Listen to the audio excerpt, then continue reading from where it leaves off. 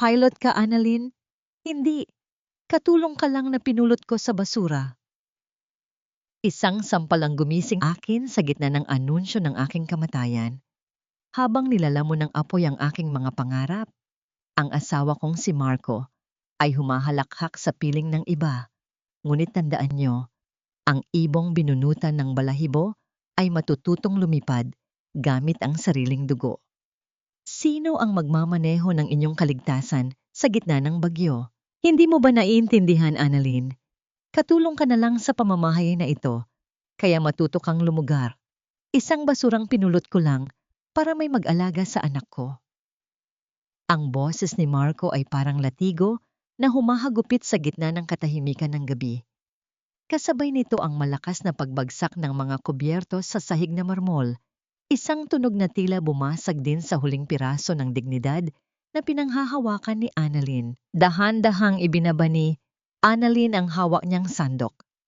Kanina pa siya nakatayo sa mainit na kusina. Tinitiis ang hapdi ng kanyang mga palad na namamagang dahil sa maghapong paglalaba at paglilinis. Nagluto siya ng paboritong sinigang ni Marco.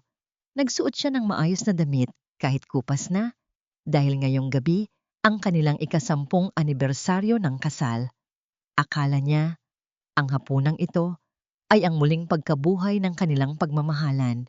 Akala niya maaalala ni Marco ang mga panata nila sa ilalim ng dambana 10 taon na ang nakalilipas. Ngunit ang bumungad sa kanya sa pintuan ay hindi ang asawang mapagmahal, kundi si Marco na may kasamang ibang babae.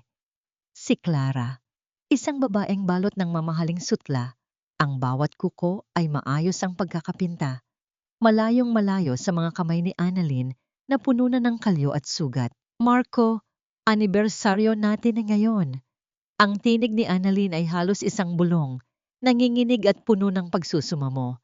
Hindi niya magawang tumingin ng diretso kay Clara, na ngayon ay nakakapit ng mahigpit sa braso ng kanyang asawa. Ay isang mapait na tawa ang kumawala sa mga labi ni Marco. Anniversary? Yan lang ba ang iniisip mo?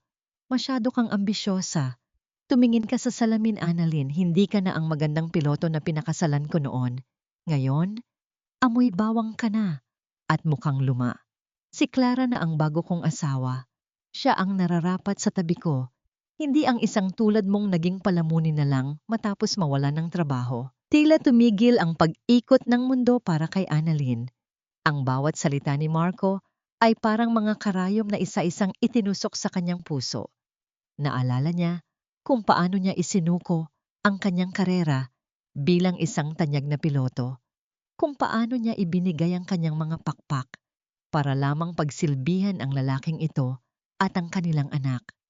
Ginawa niya ang lahat. Naging martir siya sa gitna ng kawalan ng respeto ng kanyang biyenan. Naging alipin siya sa sarili niyang tahanan. Lalong nanigas ang kanyang katawan nang makita niya ang hawak ni Clara, isang kulay asul na folder. Iyon ang folder kung saan nakatago ang kanyang lisensya at ang mga sertipiko ng kanyang libu-libong oras sa paglipad. Ang huling simbolo ng kanyang pagkatao. Ito ba ang hinahanap mo, dear? Nakakaloko ang nangiti ni Clara habang dahan-dahang inilalapit ang folder sa apoy ng kandilang itinirik ni Annalyn para sa kanilang hapunan. Sabi kasi ni Marco, wala na itong silbi. Katulad mo, basura na lang din ito. Huwag! Pakiusap, Clara! Susugod sana si Annalyn para bawin ang folder, ngunit mabilis siyang itinulak ni Marco. Bumagsak si Annalyn sa matigas na sahig. Ang kanyang tuhod ay tumama sa kanto ng mesa. Sa harap ng kanyang mga mata, dahan-dahang tinupok ng apoy ang kanyang mga pangarap. Ang mga papel na nagpapatunay na minsan siyang naging reyna ng kalangitan ay naging abo sa loob lamang ng ilang segundo. Ang amoy ng nasusunog na papel ay humalo sa bango ng niluto niyang pagkain, isang mapait na paalala ng kanyang kabiguan. Walang luhang lumabas sa kanyang mga mata. Masyadong masakit para lamang idaan sa yak. Ang kanyang lalamunan ay tila barado ng mapait na lason. Ang kanyang mga kamay, na dati ay matatag na humahawak sa control wheel ng eroplano, ay nanginginig na nakakapit sa laylayan ng kanyang apron. Tumingala siya kay Marco, umaasang makakita kahit katiting na awa. Ngunit ang tanging nakita niya ay ang lamig ng yelo at ang pandidiri. Mula ngayon, dito ka na matutulog sa kwarto ng mga katulong, utos ni Marco habang hinihila si Clara paakyat sa hagdan. At bukas, siguraduhin mong nakahanda na ang almusal ni Clara ng maaga. Huwag kang magkakamaling lumapit kay Maya. Ayaw kong maimpluwensyahan mo ang anak ko ng pagiging talunan mo. Naiwan si Annalyn sa gitna ng kusina, mag-isa sa dilim. Ang anino niya sa dingding ay tila isang ibong putol ang mga pakpak, nakalugmok sa lupa at hindi na muling makakalipad. Bakit ang langit na dati ay kayakap ko? Ngayon ay naging isang madilim na kulungan. Hanggang kailan ko kayang inumin ang apdo ng pagmamahal na ito bago ako tuluyang maubos? Sa itaas, narinig niya ang tawanan ni na Marco at Clara. Sa loob ng silid na dati ay sa kanya. Pero ang mas nagpadurog sa kanya ay ang marinig ang boses ng kanyang anak na si Maya na tila tinatawag na mommy ang ibang babae. Isang matalim na sakit ang gumuhit sa kanyang dibdib. Hindi lang ang kanyang karera ang kinuha ni Marco. Hindi lang ang kanyang dangal.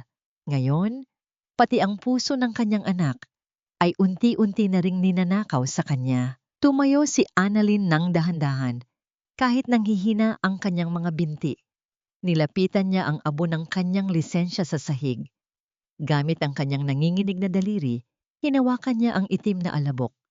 Sa ilalim ng mga abong iyon, nakita niya ang isang maliit na piraso ng gintong insignia na hindi natupok ng apoy.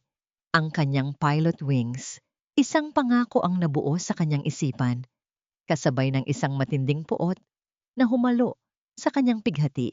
Hindi pa tapos ang lahat, Marco. Maaring kinuha niyo ang aking langit ngayon, pero darating ang araw na kayo ang magmamakaawang abutin ng aking mga kamay sa gitna ng inyong pagbagsak. Ngunit paano siya lalaban kung wala na siyang kahit anong hawak? Kung ang bawat pintuan ay nakasara para sa isang katulong na tulad niya? Isang tunog ng busina ng sasakyan sa labas ng kanilang bakod ang bumasag sa kanyang pag-iisip. Isang itim na kotse ang nakatigil doon. Ang ilaw nito ay tila nakatitig sa kanya sa gitna ng kadiliman. Sino ang naroon sa oras na ito? At bakit tila hinihintay siya nito? Mabaho ang kape, Annalyn. Hindi ko alam kung kape ba ito o pinaghugasan ng basahan. Ulitin mo ito. Ngayon din, ang boses ni Clara ay parang isang matalim na kuko na kumakalo sa pandinig ni Annalyn sa gitna ng maliwanag na umaga. Ibinuhos ni Clara ang mainit na kape sa sahig, direkta sa paanan ni Annalyn na nakayapak lamang. Ang mainit na likido ay gumuhit sa balat ni Annalyn, ngunit hindi siya dumaing. Ang hapdi sa kanyang paa ay maliit na bagay lamang kumpara sa apoy na tumutupok sa kanyang loob. 5:00 pa lamang ng madaling araw ay gising na si Annalyn. Piniga niya ang kanyang mga braso na tila bibigay na sa bigat ng mga labahin ni Marco at Clara. Nilinis niya ang buong bahay, ang bahay na siya rin naman ang nagbayad ng down payment gamit ang kanyang naipon noong siya ay lumilipad pa. Ngunit ngayon, ang bawat sulok ng mansyong ito ay tila naging banyaga sa kanya. Nakatulala ka na naman. Linisin mo ang kalat na yan bago pa madumihan ang bagong sapatos ko. Sigaw muli ni Clara habang marangyang nakaupo sa hapagkainan, hinihintay ang kanyang almusal. Dahan-dahang lumuhod si Annalyn sa sahig. Gamit ang isang lumang basahan, sinimulan niyang punasan ang kape. Ang kanyang refleksyon sa basang sahig ay isang anino ng babaeng hindi niya na makilala. Ang buhok niya ay magulo. Ang kanyang balat ay tila nawalan na ng kulo. At ang kanyang mga mata ay malalim at madilim. Annalyn, isang malamig at autoritanyong boses ang narinig niya mula sa pinto ng komedor. Pumasok si Doña Elena, ang kanyang biyenan. Ang matanda ay laging nakasuot ng perlas at may dalang pamaypay kahit nasa loob lamang ng bahay. Ang bawat hakbang nito ay puno ng pagmamataas. Tila ba ang sahig na tinatapakan nito ay gawa sa ginto. Lalapit sana si Annalyn para gawin ang nakagawyang pagmamano, isang tanda ng respeto na kahit kailan ay hindi kinalimutan ng kanyang mga magulang na ituro sa kanya. Ngunit bago pa man niya mahawakan ang kamay ng matanda, mabilis itong umiwas na tila ba si Annalyn ay may nakakahawang sakit. Huwag mong dumihin ang kamay ko, Annalyn. Ang mga kamay na yan ay para sa pagpupunas ng dumi, hindi para sa paghingi ng pagpapala. Wika ni Doña Elena na may halong pandidiri. At isa pa, huwag mo na akong tatawaging mama. Simula nang mawalan ka ng pakpak at naging pabigat sa anak ko, nawalan ka na rin ng karapatang maging bahagi ng pamilyang ito. Pero ma, asawa pa rin po ako ni Marco. Mahinang sagot ni Annalyn habang patuloy na nagpupunas ng sahig. Asawa? Sa papel na lang iyon. Sabat ni Clara habang humihigop ng bagong baso ng juice. Ang tunay na asawa ay iyong kayang magbigay ng karangalan at saya kay Marco. Hindi yung tulad mong mukhang tuod at laging malungkot. Kaya nga si Doña Elena, mas pabor sa akin, di ba ma? Naging gitan-gitan ang mga ngipin ni Doña Elena sa isang mapait na ngiti. Tama si Clara, isang pagkakamali ang pagpapakasal ni Marco sa'yo. Anak ka lang ng isang mekaniko na nagkataong marunong magpalipad ng bakal. Huwag mong isipin na ang pagiging piloto mo noon ay sapat na para mapantayan ang dugo namin. Tiniis ni Annalyn ang bawat salita. Alam niya ang takbo ng isip ni Doña Elena. Ang matanda ay nagmula sa isang pamilyang mayaman, ngunit baon sa utang, at ang sahod ni Annalyn bilang piloto ang nagligtas sa kanila noon. Ngunit ngayong wala na siyang maibibigay, itinapon siya na parang isang basyong lata. Habang naglilinis sa ilalim ng malaking sofa sa sala, may nakapa ang mga daliri ni Annalyn, isang maliit na bolang gawa sa guma, ang paboritong laruan ni Maya. Mabilis niyang isinilid ito sa bulsa ng kanyang apron. Iyon na lamang ang tanging koneksyon niya sa kanyang anak, na nasa itaas na silid, na mahigpit na binabantayan ng mga bagong yaya na kinuha ni Clara. Annalyn, halika rito, tawag ni Marco mula sa kanyang opisina. Nagmadali si Annalyn. Pagpasok niya, nakita niya si Marco na nakatalikod, nakatingin sa malawak na bintana. Ang amoy ng mamahaling pabango nito ay humahalo sa amoy ng alak, kahit umagang-umaga pa. Bakit po, Marco? Humarap si Marco, ang kanyang muka ay walang kahit anong emosyon. Gusto ni Clara ng bagong alahas, pero ang pera sa account ko ay kulang pa para sa gusto niyang set. Alam kong may natitira ka pang insurance money mula sa huli mong flight. Ibigay mo sa akin ang card mo. Marco, para kay Maya iyon. Yun na lang ang natitira para sa pag-aaral ng anak natin sa hinaharap. Pagmamatigas ni Annalyn. Lumapit si Marco at hinawakan ng mahigpit ang panga ni Annalyn. Ang higpit ng pagkakahawak nito ay nagdulot ng sakit na gumuhit hanggang sa kanyang bungo. Huwag mo akong sasagutin ng ganyan. Pinatira kita rito. Pinapakain kita. Kahit wala ka namang silbi, ibigay mo ang card o hinding-hindi mo na makikita si Maya kahit sa malayo. Ang banta na iyon ang laging pumapatay sa anumang lakas ng loob ni Annalyn. Dahan-dahan siyang tumango. Ang kanyang puso ay tila dinudurog ng isang malaking bato. Inabot niya ang card sa asawa. Sa bawat segundong lumilipas, tila unti-unting binabaklas ni Marco ang bawat bahagi ng kanyang pagkatao. Nang lumaon ang araw, habang ang lahat ay abala sa paghahanda para sa isang marangyang dinner party na ipapatawag ni Doña Elena, nagtago si Annalyn sa likod ng kusina para kumain. Ang kanyang pagkain ay ang mga tira-tirang kanin at ulam na hindi naubos ni na Clara. Habang isinusubo niya ang malamig na pagkain, narinig niya ang boses ni na Clara at Doña Elena na nag-uusap sa garden. Kailangan na nating tuluyang mawala si Annalyn sa bahay na ito, ma, sabi ni Clara. Masyado siyang matahimik. Natatakot ako na baka may binabalak siya. Huwag kang mag-alala, Clara, sagot ni Doña Elena na may kasamang malutong na tawa. May plano na ako. May nawawalang mamahaling kwintas sa loob ng kwarto ko. At siguradong sa gamit ng aliping iyan, matatagpuan ng mga pulis ang ebidensya bukas. Kapag nakulong siya, wala nang hahadlang sa paglipat ng lahat ng ari-arian sa pangalan niyo ni Marco. Nanigas ang buong katawan ni Annalyn. Ang kutsarang hawak niya ay nahulog at tumama sa pinggan, lumikha ng isang tunog na tila hudyat ng kanyang nalalapit na katapusan. Hindi lang siya gustong gawing alipin, gusto rin nilang sirain ang kanyang pangalan at itapon siya sa likod ng rehas. Sa gitna ng kanyang takot, isang alaala ang biglang pumasok sa kanyang isipan. Isang maliit na kahon na nakita niyang itinatago ni Doña Elena sa ilalim ng kama nito. Isang kahon na may tatak ng pamilyay ng kanyang ama. Bakit nasa kay Doña Elena ang gamit ng tatay niya? Tumayo si Annalyn. Ang kanyang mga mata, na dati ay puno ng luha, ngayon ay nagsisimulang magkaroon ng isang kakaibang liwanag. Kung itatapon nila siya sa apoy, sisiguraduhin niyang hindi siya mag-isang masusunog. Ngunit paano siya makakatakas sa patibong na inihanda nila para sa kanya bukas?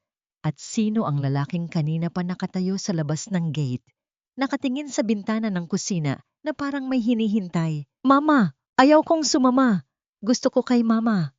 Ang boses ni Maya ay parang isang matalim na kutsilyo na humihiwa sa katahimikan ng malawak na salas. Nakita ni Annalyn ang kanyang 6 na taong gulang na anak na pilit na hinihila ni Marco patungo sa nakaparadang sasakyan sa labas. Ang maliliit na kamay ng bata ay pilit na umaabot sa direksyon ni Annalyn. Ang mga mata nito ay punong-puno ng takot at luha. Huwag kang maingay, Maya.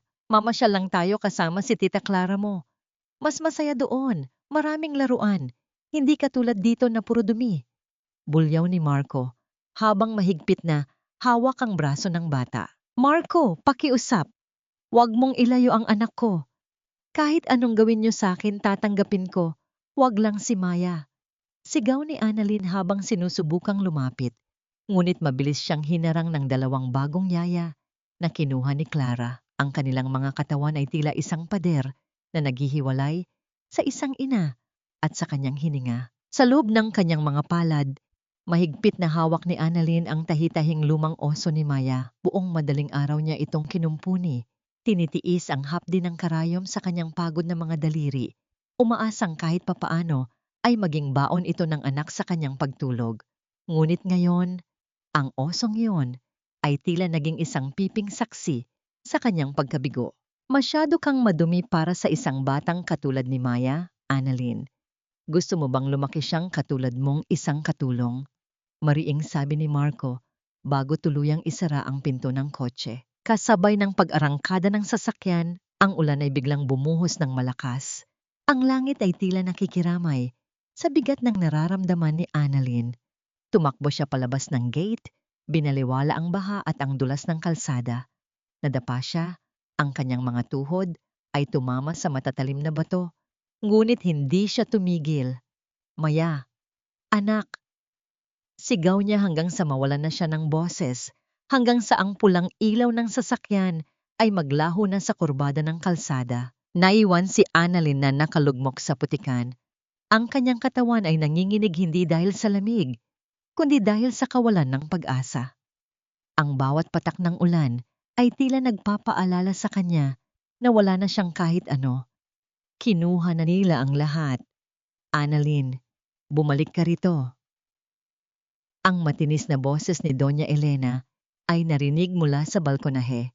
Huwag kang mag-inarte riyan sa ulan. May kailangan kang ipaliwanag sa akin. Dahan-dahang tumayo si Annalyn. Ang kanyang apron ay punong-puno ng putik.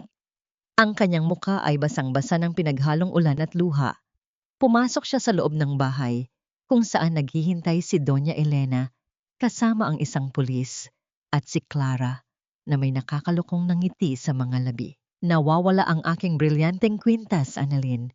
Ang kwintas na pamana pa ng aking lola, sabi ni Doña Elena habang itinuturo ang bukas na jewelry box sa ibabaw ng mesa. At ikaw lang ang pumasok sa kwarto ko kaninang umaga para maglinis. Wala po akong kinuha, ma. Alam niyo pong hinding-hindi ko gagawin yan. Mahinang sagot ni Annalyn. Ang kanyang lalamunan ay tila punong-puno ng bubog. Talaga ba? Kung ganoon, bakit hindi natin ipasuri sa pulis ang iyong maliit na silid sa likod? Sabat ni Clara na ngayon ay dahan-dahang lumalapit kay Annalyn. Baka doon mo na itinago ang iyong kinabukasan. Sumunod si Annalyn sa pulis patungo sa kanyang masikip at madilim na kwarto sa tabi ng labahan. Pinanood niya ang paghahalughog ng pulis sa kanyang kaisa-isang bag. Nang ilabas ng pulis ang isang maliit na tela mula sa ilalim ng kanyang unan, tila huminto ang tibok ng puso ni Annalyn. Kumislap ang brilyanteng kwintas sa ilalim ng malamlam na ilaw. Ito ba ang sinasabi mong wala kang kinuha?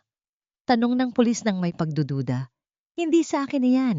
Hindi ko alam kung paano napunta yan dyan. Sigaw ni Annalyn, ngunit ang kanyang tinig ay nalunod sa malakas na tawa ni Doña Elena. Magnanakaw ka na rin pala ngayon, Annalyn. Hindi sapat na palamunin ka. Kailangan mo pang manguha ng hindi sayo, sabi ng matanda. Dalin niyo na siya, officer. Ayaw ko nang makita ang mukha ng babaeng yan sa pamamahay ko. Habang pilit na pinipusasan ng pulis ang nanginginig na mga kamay ni Annalyn, nakita niya si Clara na lumapit sa kanyang tenga. Sabi ko sa'yo, Annalyn, sa lupa ka lang nararapat. Ngayon, mabulok ka sa kulungan habang ako ang tinatawag na mommy ng anak mo. Ang galit na naramdaman ni Annalyn ay tila isang bulkang sasabog. Ngunit bago pa man siya makapagsalita, isang lalaking naka-Amerika na ang biglang pumasok sa pinto ng mansyon. Ang kanyang presensya ay tila nagdala ng isang kakaibang aura ng awtoridad na nagpatahimik sa lahat. Anong nangyayari rito? Tanong ng lalaki. Ang kanyang boses ay malalim at pamilyar sa pandinig ni Annalyn. Tumingin si Annalyn sa lalaki. Ang kanyang mga mata ay nanlaki nang makilala niya ito. Siya ang lalaking nakatayo sa labas ng gate kanina. Ngunit higit pa doon, siya ang taong hindi niya inaasahang makikita muli matapos ang maraming taon. Ang taong nakakaalam ng totoong dahilan kung bakit namatay ang kanyang ama. Captain Ramirez? Bulong ni Annalyn. Ngunit ang titig ni Ramirez ay hindi kay Annalyn, kundi kay Doña Elena, na ngayon ay tila namumutla at hindi makapagsalita. Bakit tila takot na takot ang matanda sa presensya ng lalaking ito? At ano ang kinalaman ng kwintas na itinanim sa gamit ni Annalyn sa sikretong ibinauna ng panahon? Bitawan niyo siya. Ngayon din, ang boses ni Captain Ramirez ay hindi malakas. Ngunit puno ito ng awtoridad na tila nagpatahimik maging sa patak ng ulan sa labas. Lumapit siya sa gitna ng salas. Ang kanyang bawat hakbang ay may bigat na tila nagpapakaba sa dibdib ni Doña Elena. Nakatayo si Annalyn doon, nakayuko. Ang kanyang mga kamay ay ramdam ang lamig ng bakal ng posas na dahan-dahang humihigpit sa kanyang mga pulso. Ito ang pinakamasakit na sandali para kay Annalyn. Ang makita siya ng taong dating humahanga sa kanyang galing sa paglipad, ang taong itinuring siyang pinakamagaling na estudyante. Sa ganitong kalagayan, isang alipin, isang magnanakaw sa NG Batas, at isang talunang ina. Ang kanyang buhok ay basa, ang kanyang apron ay punong-puno ng putik, at ang kanyang dangal ay tila isang basahang ipinampunas sa sahig. Captain Ramirez, anong karapatan mong pumasok sa pamamahay ko at utusan ang mga pulis? Ang tinig ni Doña Elena ay nanginginig, hindi dahil sa galit, kundi dahil sa isang takot na pilit niyang itinatago sa likod ng kanyang mga perlas. Ang karapatan ko, Elena, ay ang katotohanang hawak ko. Malumanay ngunit mapanganib na sagot ni Ramirez. Tiningnan niya ang pulis. Officer, bitawan mo ang babaeng yan. Ang kwintas na hawak mo ay hindi ninakaw. Iyan ay isang fine na sadyang inilagay sa gamit niya. At kung itutuloy niyo ang pag-aresto, sisiguraduhin kong ang buong presinto niyo ay mananagot sa harap ng korte. Dahil sa takot sa impluensya ng pamilya Ramirez sa lungsod, dahan-dahang kinalas ng pulis ang posas. Ramdam ni Annalyn ang pagdaloy muli ng dugo sa kanyang mga kamay, ngunit ang hapdi sa kanyang puso ay nanatili. Hinubad niya ang kanyang maruming apron at binitiwan ito sa sahig, sa mismong paanan ni Clara. Annalyn, sumama ka sa akin, utos ni Ramirez. Sandali, hindi siya pwedeng umalis. Magnanakaw siya. Sigaw ni Clara, na ngayon ay tila nawawalan na ng kontrol sa kanyang maayos na anyo. Humarap si Ramirez kay Clara. Ang kanyang mga mata ay tila dalawang matalim na kidlat. Huwag mong subukan ang pasensya ko, iha. Alam ko kung paano mo nakuha ang posisyon mo sa bahay na ito. At Elena, lumingon siya sa matanda. Ang kahon na itinatago mo sa ilalim ng iyong kama. Ang kahon na may pangalan ni Captain Eduardo Santos. Sisiguraduhin kong mabubuksan natin yon sa tamang panahon. Parang nakakita ng multo si Doña Elena. Napahawak siya sa sandalan ng sofa, ang kanyang muka ay nawalan ng kulay. Hindi na siya nakasagot hanggang sa tuluyang makalabas si Annalyn at si Ramirez sa malawak na pinto ng mansyon. Sumakay sila sa itim na sasakyan. Sa loob, ang amoy ng leather at ang katahimikan ay tila isang estranghero para kay Annalyn. Tumingin siya sa labas ng bintana, pinanood ang unti-unting paglayo ng bahay na naging kulungan niya sa loob ng maraming taon. Bakit niyo po ako tinutulungan, Captain? Tanong ni Annalyn. Ang kanyang boses ay basag at puno ng pagod. Wala na po akong kahit ano. Wala na akong lisensya, wala na akong pera. Wala na ang anak ko. Mayroon ka pa, Annalyn. Sagot ni Ramirez habang diretsong nakatingin sa kalsada. Mayroon kang katotohanan. At ang katotohanan yon ang magbabalik sa iyo sa langit. Ang tatay mo, si Eduardo, hindi siya namatay dahil sa pagkakamali ng piloto. Pinatahimik siya dahil sa kung anong alam niya tungkol sa pamilya ni Marco. Nanigas ang buong katawan ni Annalyn. Ang kanyang ama ay namatay sa isang trahedya sa himpapawid 10 taon na ang nakalilipas, ang mismong taon na nagpakasal siya kay Marco. Ang akala niya ay aksidente ang lahat. Itinigil ni Ramirez ang sasakyan sa harap ng isang lumang hangar sa dulo ng paliparan.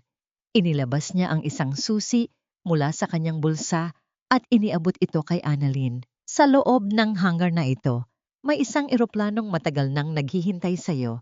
Isang lumang Cessna, ngunit ang makina nito ay kasing tatag ng puso mo. Dito tayo magsisimula. Muli mong bubuuin ang iyong mga pakpak sa dilim, habang ang mga kaaway mo ay nagpapakasasa sa liwanag. Kinuha ni Annalyn ang susi.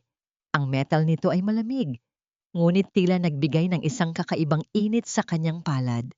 Tumingala siya sa madilim na langit, kung saan ang mga bituin ay natatakpan pa rin ng makapal na ulap.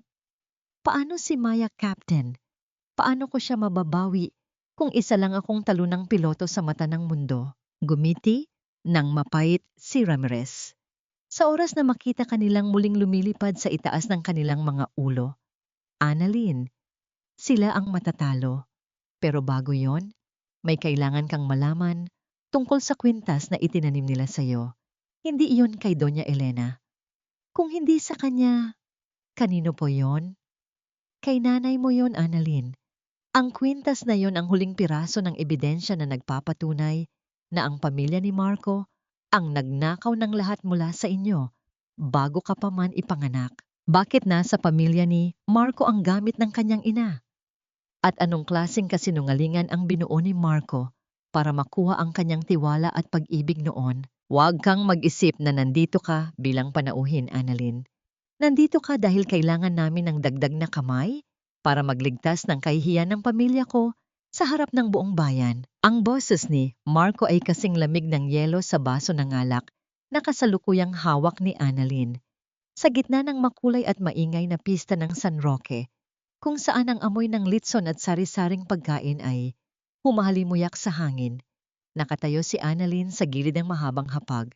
Suot niya ang isang kupas na t-shirt at isang apron na may mantsa ng grasa, isang malaking kabaligtaran sa mga bisitang nakasuot ng barong at mamahaling bestida. Pumayag si Annalyn na bumalik sa mansion para lamang sa isang kondisyon, ang makasama si Maya kahit 10 minuto lang sa gitna ng pista. Tiniis niya ang bawat mapanghusgang tingin ng mga kapitbahay at ang bulungan ng mga taong dati ay tinitingala siya bilang ang reyna ng kalangitan. Annalyn, ikaw na ba yan? Akala ko ba nasa Dubai ka at nagpapalipad ng malalaking eroplano? Isang pamilyar na boses ang bumasag sa kanyang pagtitimpi. Si Captain Javier, ang dati niyang kasamahan sa flight school na laging pumapangalawa sa kanya sa bawat pagsusulit. Ngayon, Si Javier ay nakasuot ng malinis at plansadong uniforme ng isang senior pilot, habang si Annalyn ay may hawak na tray ng mga maruming baso. Sayang ka naman, Annalyn. Mula sa cockpit, bagsak ka sa kusina. Siguro nga tama ang sabi nila. Ang mga babaeng piloto, hanggang simulation lang ang galing. Pero sa totoong buhay, madaling mawalan ng kontrol. Dagdag ni Javier na may kasamang mapait na ngiti. Tiningnan ni Annalyn ang kanyang mga kamay. Nanginginig ang mga ito, hindi dahil sa bigat ng tray, kundi dahil sa puot na pilit niyang ikinukulong sa kanyang dibdib. Ang bawat salita ni Javier ay parang isang sampal na paulit-ulit na nagpapaalala sa kanya ng kanyang pagbagsak. Gusto niyang sumigaw, gusto niyang sabihing kaya niyang paliparin ang kahit anong eroplano, kahit nakapiring ang mga mata. Pero ang tanging lumabas sa kanyang bibig ay isang mahinang, "Excuse me po, Annalyn, dalhin mo ang mga inuming ito sa table ng mga opisyal. Ngayon na." Utos ni Clara na biglang sumulpot. Suot ang isang matingkad na pulang gown na tila ba siya ang bida ng pista. Sinadya ni Clara na itulak ng bahagya si Annalyn, dahilan upang muntik nang mawalan ng balanse ang huli. Habang naglalakad si Annalyn bit-bit ang mabigat na tray, nakita niya si Maya sa malayo. Ang kanyang anak ay nakaupo sa tabi ni Doña Elena, mukhang malungkot at tila pilit na pinapakain ng matanda. Gustong tumakbo ni Annalyn, gustong yakapin ang anak, pero alam niyang isang maling kilos lang ay tuluyan na siyang ilalayo ni Marco. Biglang nagkaroon ng kaguluhan sa dulo ng tent. Isang malakas na tunog ng pagkabagbag ng mga gamit ang narinig, kasunod ang hiyawan ng mga tao. Isang malaking dekorasyon na may mabibigat na bakal ang biglang natanggal mula sa pagkakasabit at diretsyong nahuhulog sa direksyon kung nasaan ang mga tangke ng gas para sa pagluluto. Nanigas ang lahat. Ang mga tao ay nagtakbuhan, nagtulakan, at nagkagulo. Sa gitna ng panik, walang sino man ang nakapansin na ang apoy mula sa isang kalan ay mabilis na kumakalat patungo sa mga kurtina. Sa isang iglap, bumalik ang instinto ni Annalyn bilang isang piloto. Ang bilis ng isip sa gitna ng krisis. Binitiwan niya ang tray, hindi alintana ang pagbasag ng mga baso sa semento. Tumakbo siya patungo sa main valve ng gas at buong lakas na inikot ito para isara ang daloy. Gamit ang isang basang sako, mabilis niyang tinakpan ang nagsisimulang apoy. Ang bawat galaw niya ay tumpak, mabilis, at walang bahid ng takot. Nang mamatay ang apoy at humupa ang usok, ang lahat ay nakatingin sa kanya. Ang katahimikan ay naging bingi. Si Annalyn, ang katulong na kanilang pinagtatawanan, ay nakatayo sa gitna ng usok. Ang kanyang mga braso ay may kaunting paso, pero ang kanyang mga mata ay nagniningning sa kakaibang tapang. Mula sa madla, isang matandang lalaki na may suot na simpleng polo shirt, ngunit may napakatalas na tingin ang dahan-dahang lumapit. Hindi siya taga roon. Ang kanyang bawat kilos ay nagpapakita ng isang taong sanay sa kapangyarihan. "Maganda ang reflexes mo, iha. Hindi ka lang basta kusinera. Ang kilos mo ay kilos ng isang taong sanay, humawak ng emergency sa itaas." Wika ng matanda. Tumingin si Marco at Clara ng may pagtataka. Hindi nila kilala ang lalaki, pero ramdam nilang hindi ito basta-bastang tao. Samantala, si Doña Elena ay tila lalong namutla nang makita ang matanda. "Sino po kayo?" tanong ni Marco. Sinusubukang ibalik ang kanyang pagmamataas. Hindi sumagot ang matanda kay Marco. Sa halip, kinuha niya ang isang business card at iniabot ito kay Annalyn. "Kung gusto mong muling makita ang langit mula sa ibang perspektibo, tawagan mo ako." Sayang ang pakpak na ibinaon sa lupa. Nang makaalis ang matanda, tiningnan ni Annalyn ang card. Ang pangalang nakasulat doon ay naging sanhi ng mabilis na pagtibok ng kanyang puso.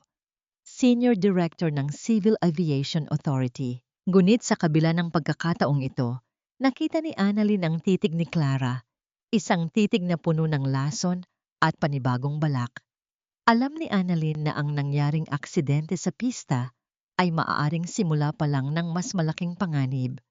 Bakit tila nakaplano ang pagbagsak ng bakal na iyon? At ano ang sikretong pilit na itinatago ni Doña Elena na tila muling nabubuhay sa bawat pagdaan ng mga taong may kinalaman sa langit? Akala mo ba hindi ko napapansin ang pag-alis-alis mo tuwing hating gabi? Baka nakakalimutan mo, Annalyn, isa kang katulong dito. Hindi ka isang reyna na pwedeng gumala kung kailan mo gusto. Ang boses ni Clara ay parang isang malamig na hangin na dumaan sa batok ni Annalyn habang dahan-dahan niyang binubuksan ang pinto sa likod ng kusina. Madilim pa ang paligid, ang tanging liwanag ay mula sa maliit na lampara sa pasilyo. Nakatayo si Clara doon, nakasuot ng seda na pantulog. Ang kanyang mga braso ay nakakross sa kanyang dibdib habang may nakakalukong ngiti sa mga labi. Nanigas ang kamay ni Annalyn sa hawakan ng pinto. Ang kanyang puso ay tumitibok ng mabilis, tila ba isang makinang malapit ng sumabog. Sa loob ng kanyang bulsa, mahigpit niyang hinawakan ang susi na ibinigay ni Captain Ramirez. Ang kanyang mga paa ay pagod na pagod mula sa ilang oras na paglalakad pabalik-balik sa hangar. At ang kanyang mga daliri ay may mga bagong sugat mula sa paghawak sa mga kinalawang na piyesa ng eroplano. Nagpahangin lang ako sa labas, Clara. Masyadong mainit sa kwarto ko. Mahinang sagot ni Annalyn, pilit na itinatago ang panginginig ng kanyang boses. Mainit o may itinatago ka? Lumapit si Clara, ang kanyang amoy ng mamahaling pabango ay sumusulasok sa ilong ni Annalyn. Tandaan mo ito, Annalyn. Isang maling kilos mo lang, hinding-hindi mo na makikita ang sikat ng araw. Huwag mong subukang lokohin kami ni Marco. Nang makaalis si Clara, pumasok si Annalyn sa kanyang masikip na kwarto. Napaupo siya sa gilid ng kanyang matigas na papag. Ipinikit niya ang kanyang mga mata at doon, sa gitna ng kadiliman, naramdaman niya muli ang kakaibang panginginig ng control wheel sa kanyang mga palad. Tuwing gabi, sa loob ng nakaraang 2 linggo, lihim siyang pumupunta sa hangar ni Captain Ramirez. Habang ang buong mundo ay natutulog, si Annalyn ay gising, muling binubuhay ang kanyang mga pangarap sa loob ng isang lumang Cessna. Ang bawat gabi ay isang labanan laban sa kanyang sariling katawan. Ang kanyang mga braso na dati ay sanay sa paglilinis ng mga bintana at pagbubuhat ng mabibigat na balde ng tubig ay kailangang muling masanay sa katumpakan ng paglipad. Focus, Annalyn. Ang altitude mo ay bumababa. Ang boses ni Ramirez ay madalas na umaalingaw-ngaw sa loob ng hangar. Hindi ka na isang katulong dito. Ikaw ang kapitan ng iyong tadhana. Kung hindi mo kayang kontrolin ang iyong takot, hinding-hindi ka makakaalis sa lupa. Sa mga oras na yon, nakakalimutan ni Annalyn ang hapdi ng kanyang mga paso mula sa plansa. Nakakalimutan niya ang gutom at ang pangungutya ni na Doña Elena. Ang tanging mahalaga ay ang ritmo ng makina na tila tumitibok kasabay ng kanyang puso. Sa bawat simulation, sa bawat pag-aaral niya ng mga lumang mapa at flight manual, unti-unti niyang nararamdaman ang pagtubo muli ng kanyang mga pakpak. Isang gabi, habang naglilinis siya ng engine ng lumang eroplano, nakakita siya ng isang maliit na ukit sa ilalim ng dashboard. Isang pangalan, Eduardo Santos. Ang kanyang ama. Ang eroplanong ito ang huling eroplanong hinawakan ng tatay mo bago ang trahedya, sabi ni Ramirez na biglang sumulpot sa kanyang likuran. Hindi ito aksidente, Annalyn. Ang makinang ito ay sinadyang sirain. At ang taong huling nakitang humahawak dito bago lumipad ang tatay mo ay ang tatay ni Marco. Ang bawat salita ni Ramirez ay parang isang kulog na yumanig sa buong pagkatao ni Annalyn. Ang pamilyang pinagsilbihan niya, ang lalaking minahal niya at binigyan ng anak, ay ang pamilyang posibleng pumatay sa kanyang ama at nagnakaw ng kanilang dangal. Ang puot na dati ay maliliit na baga lamang sa kanyang puso ay biglang naging isang dambuhalang apoy. Kinaumagahan, bumalik si Annalyn sa kanyang mga gawain sa mansyon ng may kakaibang determinasyon. Pinanood niya si Marco habang ito ay nag-aalmusal. Ang bawat galaw nito ay tila ba siya ang hari ng mundo. Gusto siyang saktan ni Annalyn. Gusto niyang isigaw ang katotohanan. Pero alam niyang kailangan niyang maghintay.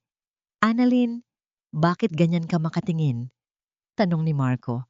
Napansin ang matalim na titig ng kanyang asawa. Wala po, Marco. Iniisip ko lang kung gaano kasarap ang pakiramdam ng malayang lumilipad. Sagot ni Annalyn na may kasamang misteryosong nanggiti. Tumawa si Marco, isang tawang puno ng panghahamak. Managinip ka na lang, Annalyn. Ang tanging lipad mo ay mula sa kusina hanggang sa labahan.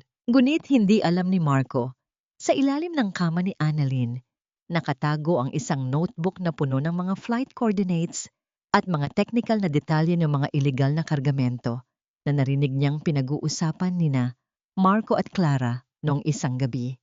Habang nagwawalis sa garden, nakita ni Annalyn si Clara na may kausap sa telepono. Mukhang balisa ang babae at patingin-tingin sa paligid. Dahan-dahang lumapit si Annalyn, nagkunwaring nagdidilig ng mga halaman malapit sa kinaroroonan ni Clara. Siguraduhin niyo lang na hindi yon mahahanap ng mga autoridad. Kapag nalaman nilang ang mga kargamento ay galing sa kumpanya ni Marco, tapos na tayong lahat. Bulong ni Clara sa telepono. Nanlaki ang mga mata ni Annalyn. Hindi lang pagtataksil at pagnanakaw ang kasalanan ng pamilyang ito. Mayroon silang malaki at madilim na lihim na maaaring magpabagsak sa kanilang lahat. Ngunit sa kanyang pagmamatiyag, hindi napansin ni Annalyn na may nakatingin din sa kanya mula sa bintana sa itaas. Si Doña Elena. Ang matanda ay may hawak na isang lumang litrato. Ang kanyang mga kamay ay nanginginig at ang kanyang mga mata ay puno ng takot. Bakit tila alam ni Doña Elena na unti-unti nang nabubunyag ang kanilang mga lihim? At ano ang gagawin ni Clara kapag nalaman niyang ang notebook ni Annalyn ay naglalaman ng lahat ng kanilang mga illegal na transaksyon? Huwag mong itago ang mga kamay mo, Annalyn. Alam ko kung anong kinuha mo, ilabas mo na yan. Ang boses ni Clara ay tumatagos sa katahimikan ng sala, kasing talim ng isang punyal na handang pumatay.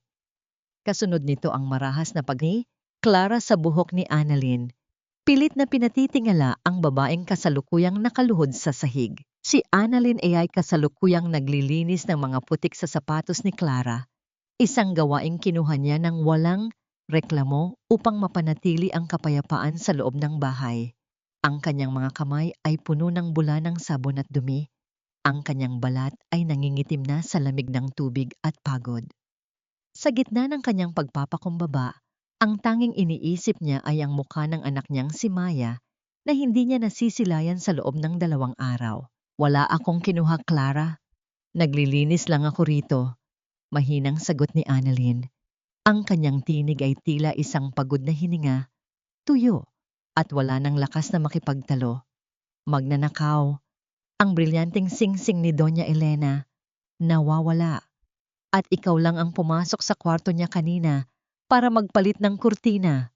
Sigaw muli ni Clara. Pumasok si Marco sa sala, kasunod si Doña Elena na tila naghihisterya. Ang matanda ay nakasuot ng itim na belo. Ang kanyang mga mata ay nanlilisik sa galit. Sa likuran nila, 2 opisyal ng pulisya ang pumasok nang walang pasintabi. Ang tunog ng kanilang mabibigat na sapatos sa sahig na marmol ay tila hudyat ng isang paparating na bitay. Marco, gawin mo ang tama. Ipakulong mo ang babaeng yan. Hindi sapat na pinatira natin siya rito. Ninanakawan pa tayo.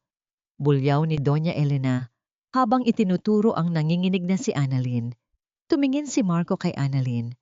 Walang kahit anong pagmamahal sa mga matang iyon. Tanging pandidiri at inis. Annalyn, ibigay mo na ang singsing. Huwag mo nang hintayin na kaladkarin kanila palabas. Wala sa akin ang singsing, Marco. Pakiusap, maniwala ka sa akin. Ang mga salita ni Annalyn ay naglaho nang maramdaman niya ang kamay ng pulis na humahawak sa kanyang braso. Kapkapin niyo siya. Baka itinatago niya sa loob ng damit niya. Utos ni Clara na may kasamang mali siya sa kanyang mga mata. Sa gitna NG sala, sa harap ni Marco at ng kanyang biyenan, pilit na hinalughog ng isang babaeng pulis ang mga bulsa ng apron ni Annalyn.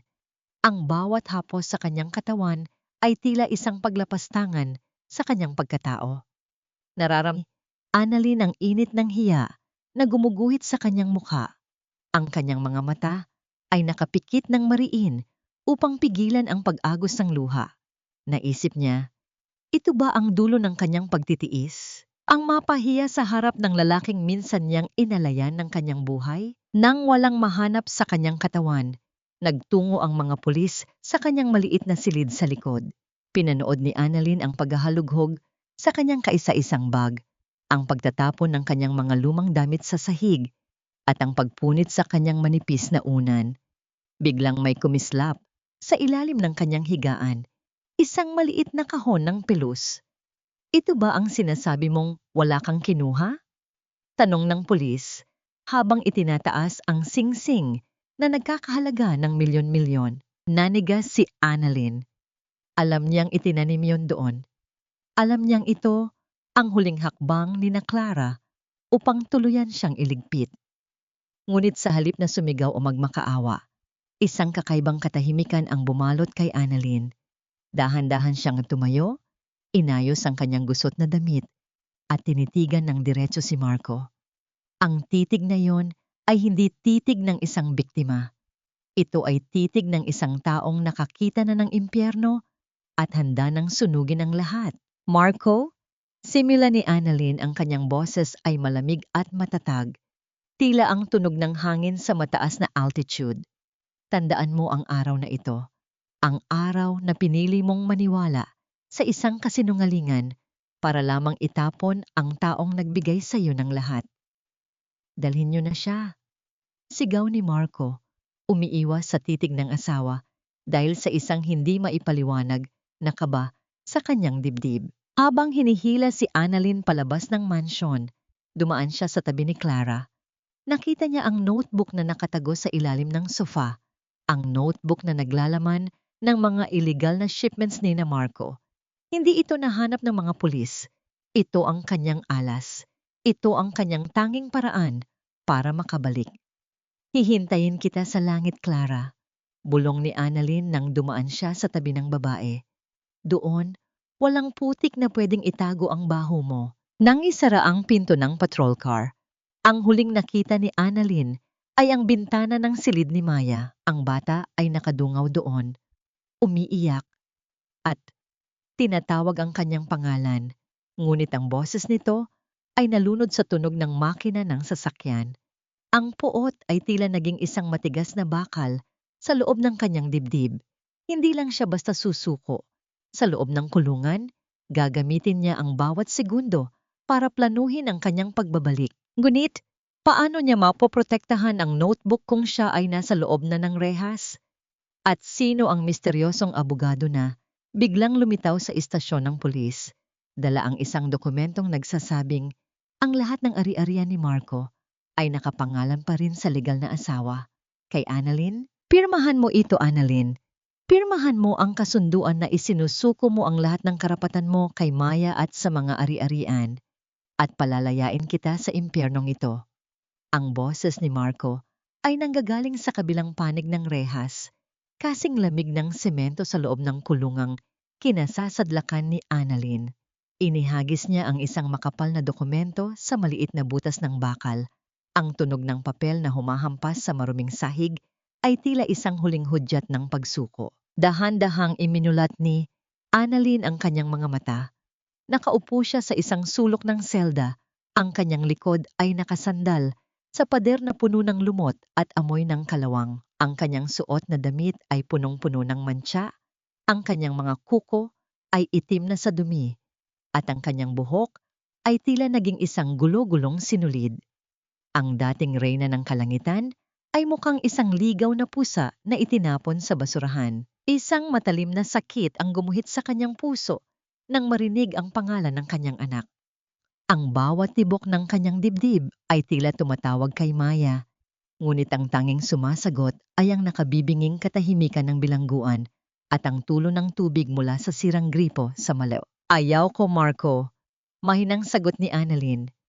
Ang kanyang boses ay tila isang pagod na kalansing ng bakal, tuyo, at halos hindi marinig. Hinding-hindi ko isusuko ang anak ko sa isang lalaking walang dangal na katulad mo. Danggal? Isang mapait na tawa ang kumawala kay Marco. Tingnan mo ang sarili mo, Annalyn. Nakakulong ka dahil sa pagnanakaw. Sino ang maniniwala sa isang kriminal na katulad mo? Si Clara na ang kinikilalang ina ni Maya ngayon. Masaya sila, Annalyn.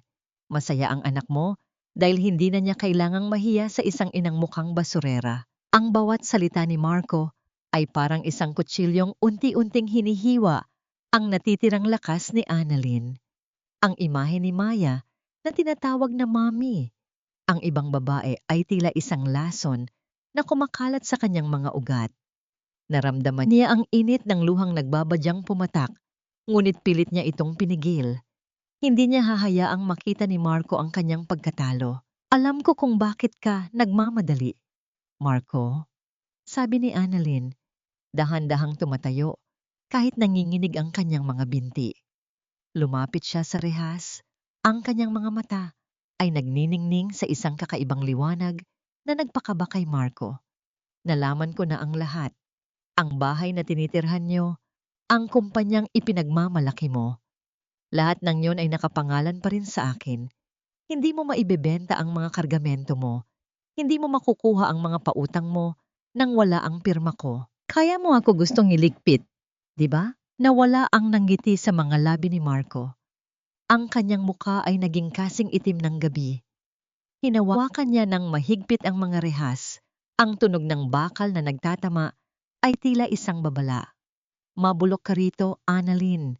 Isang pirma mo lang, magiging maayos ang buhay mo. Pero dahil pinili mong lumaban, sisiguraduhin kong huling beses mo na itong makikita ang liwanag ng araw. Bulyaw ni Marco bago mabilis na tumalikod at umalis. Naiwan si Annalyn sa dilim. Ang bawat segundo sa loob ng selda ay tila isang taon ng paghihirap. Ang pagkain na ibinibigay sa kanya, isang tuyong piraso ng tinapay at isang mangkok ng malabnaw na sabaw, ay tila naging bato sa kanyang lalamunan. Ngunit sa tuwing nararamdaman niya ang gutom at pagod, inaalala niya ang mga coordinates na itinatago niya sa kanyang isipan. Nung gabing iyon, habang ang buong presinto ay tahimik, isang matandang babaeng bilanggo ang lumapit kay Annalyn. Ang mukha nito ay puno ng mga kulubot, ngunit ang mga mata nito ay may taglay na karunungan. Huwag mong hayaang kainin ka ng dilim, anak, bulong ng matanda. Ang ibong may sugat ay mas matayog lumipad kapag magaling na ang kanyang mga pakpak. May naghihintay sa'yo sa labas. Sino po? Tanong ni Annalyn. Ang taong hindi nakakalimot sa utang na loob, sagot ng matanda, bago dahan-dahang lumayo. Kinabukasan, isang balita ang yumanig sa buong selda. Ang kumpanya ni Marco ay nasasangkot sa isang malaking iskandalo ng pagpupuslit ng mga ilegal na kemikal.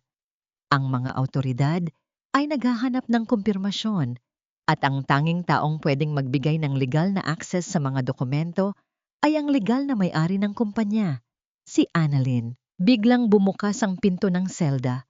Hindi ang mga pulis ang naroon, kundi ang misteryosong abogado na dala ang isang order mula sa mataas na korte. Annalyn Santos Bernardo, laya ka na. Ang kasong isinampalaban sa iyo ay ibinasura dahil sa kawalan ng ebidensya at pag-amin ng isang saksi na binayaran siya para itanim ang singsing, pahayag ng abogado. Nang lumabas si Annalyn sa pintuan ng presinto, ang liwanag ng araw ay tila sumugat sa kanyang mga mata. Tapat ng kalsada, nakatayo si Captain Ramirez kasama ang isang babaeng hindi niya inaasahang makikita, ang dating yaya ni Maya na tinanggal ni Clara. Annalyn, kailangang nating magmadali, sabi ni Ramirez. Si Maya. Itinatago siya ni Marco sa isang liblib na rest house sa Batangas at balak nilang tumakas palabas ng bansa gamit ang isang pribadong eroplano bukas ng umaga. Nanigas ang buong katawan ni Annalyn. Ang kanyang puso ay tumibok ng napakabilis, tila isang makina ng eroplanong handa nang lumipad. Ang oras ay hindi na niya kakampi, ngunit paano niya mahahabol ang isang eroplano kung wala siyang lisensya at wala siyang sasakyan? At anong gagawin niya kapag nalaman niyang ang eroplanong gagamitin ni Marco sa pagtakas ay ang mismong eroplanong may sira na naging sanhi ng kamatayan ng kanyang ama? Wala nang tatanggap sa isang ex-convict na pilotong tulad mo. Dito ka sa sahig, maglinis ng dumi ng mga totoong piloto. Iyan ang tanging langit na nararapat sa iyo ngayon. Ang boses ng supervisor sa maliit na airfield ay parang tunog ng isang makinang nagkakaedad, magaspang at walang pakundangan. Inihagis nito ang isang maruming mop at isang balde ng tubig sa harap ni Annalyn. Ang tubig na tumalsik ay nagmantsa sa kanyang lumang sapatos, ang kaisa-isang pares na natitira sa kanya matapos siyang palayasin sa sariling tahanan. Dahan-dahan itong kinuha ni Annalyn. Ang kanyang mga kamay, na dati ay sanay sa pagpindot ng mga sensitibong button sa cockpit, ngayon ay mahigpit na nakakapit sa kahoy na hawakan ng emop. Nararamdaman niya ang amoy ng jet fuel sa hangin. Ang amoy na dati ay nagbibigay sa kanya ng sigla, ngunit ngayon ay tila isang mapait na paalala ng lahat ng kanyang nawala. Habang naglilinis siya ng sahig ng hangar, nakikita niya ang kanyang refleksyon sa makintab na semento. Isang babaeng may malalim na bilog sa ilalim ng mga mata, tuyot ang balat, at nakasuot ng uniformeng pang-janitress na masyadong malaki para sa kanyang payat na katawan. Isang matinding mayang nadarama ni Annalyn. Sa itaas niya, naririnig niya ang ugong ng mga makina ng eroplanong naghahanda sa paglipad. Doon siya nararapat, sa itaas ng mga ulap, malaya at tinitingala. Ngunit narito siya, nakaluhod, pinupunasan ang mga bakas ng langis at putik na iniwan ng mga taong hindi man lang siya tinitingnan sa mga mata. Annalyn, tama na muna yan. Kumain ka muna. Ang boses ni Captain Ramirez ay narinig mula sa gilid ng isang lumang Cessna. Lumapit si Annalyn at naupo sa isang sirang crate ng kahoy. Inabutan siya ni Ramirez ng isang supot ng pandesal at isang plastik ng kape. Ang init ng kape ay tila nagbigay ng kaunting buhay sa kanyang nanlalamig na mga daliri. Pasensya ka na, Captain. Ito lang ang trabahong nakuha ko para hindi ako paghinalaan ni na Marco. Mahinang sabi ni Annalyn habang dahan-dahang kumakagat sa tinapay. Ang bawat lunok niya ay tila may kasamang bubog ng pait. Kailangan kong mapalapit sa hangar na ginagamit nila. Alam kong dito nila dinadaan ang mga ilegal na kargamento. Masyadong mapangganib ang ginagawa mo, Annalyn. Babala ni Ramirez, ang kanyang muka ay puno ng pag-aalala. Si Marco ay desperado na. Kung malaman nilang nandoon ka, hindi lang ang lisensya mo ang mawawala. Maaaring pati ang buhay mo. Wala na akong buhay kung wala si Maya, Captain. Sagot ni Annalyn. Ang kanyang mga mata ay biglang nagkaroon ng isang matalim na liwanag. Gagawin ko ang lahat. Magiging anino ako sa paligid nila hanggang sa mahanap ko ang butas na magpapabagsak sa kanila. Sa sumunod na mga araw, naging isang piping saksi si Annalyn sa mga lihim na kilos sa loob ng airfield habang naglilinis siya sa madidilim na sulok. Matalas ang kanyang pakinig sa bawat bulungan ng mga tauhan ni Marco. Natutunan niyang basahin ang mga schedule ng flight nang hindi tinitingnan ang mga logbook.